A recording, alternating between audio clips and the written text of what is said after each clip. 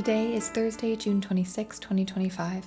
I'm Kira, your pastoral intern, and this is Wilderness Wanderings.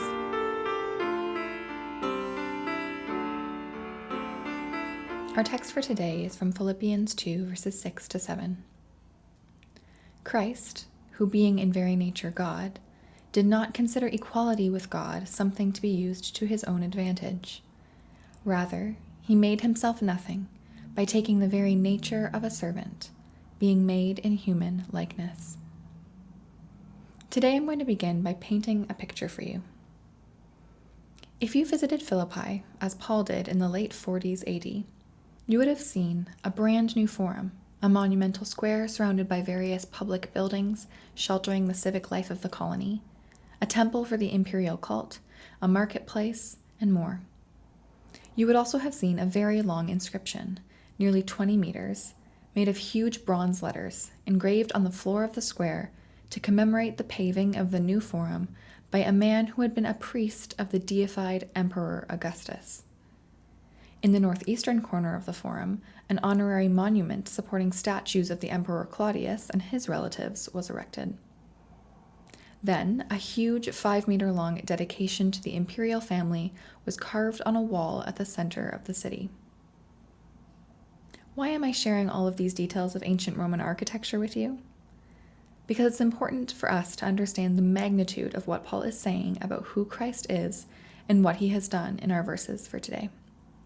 See, wherever you went in the city of Philippi, it was impossible not to be reminded, by buildings, statues, and inscriptions, who was in charge and who should be worshipped. The answer was obvious to any occupant of Philippi. It was the Roman emperor, known by a Latin title translating to Son of God. Emperor Augustus had used this title to solidify his power and position within the Roman state. His near equality with the gods had certainly been used to his own advantage. But then, here comes Paul with quite a different story about who the Son of God is and what he does. Christ, who being in very nature God, did not consider equality with God something to be used to his own advantage.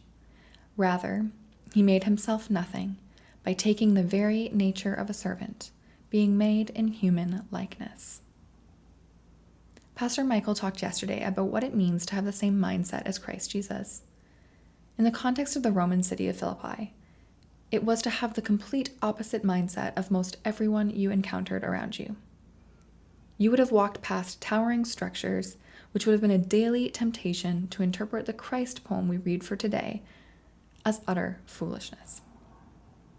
What kind of Son of God would choose to become like a servant, or perhaps, to translate the Greek even more accurately, a slave? This is the kind of God we serve, one who is fully divine and who chose to be made in human likeness. It was not a decision to stop being divine, however. It was a decision to reveal to us what it really meant to be divine. And while we don't have towers of emperors around Hamilton City Hall today, this message of radical self-emptying is not much less controversial in our context. We still often carry with us, and have modeled for us by world leaders, definitions of divinity, of power, of authority and influence that are much nearer the definitions Paul is critiquing than those he is demonstrating as being Christ's own. So the invitation for us today is to interrogate our own surroundings, as we've done Philippi, and the messages they have for us about what and who is worthy of worship and power. Then we will be able to hold them up against the example Paul gives of one who is in very nature God and yet made himself nothing for us. So as you journey on, go with the blessing of God. May the peace of the Lord Christ go with you wherever he may send you. May he guide you through the wilderness, protect you through the storm. May he bring you home rejoicing at the wonders he has shown you. May he bring you home rejoicing once again into our doors.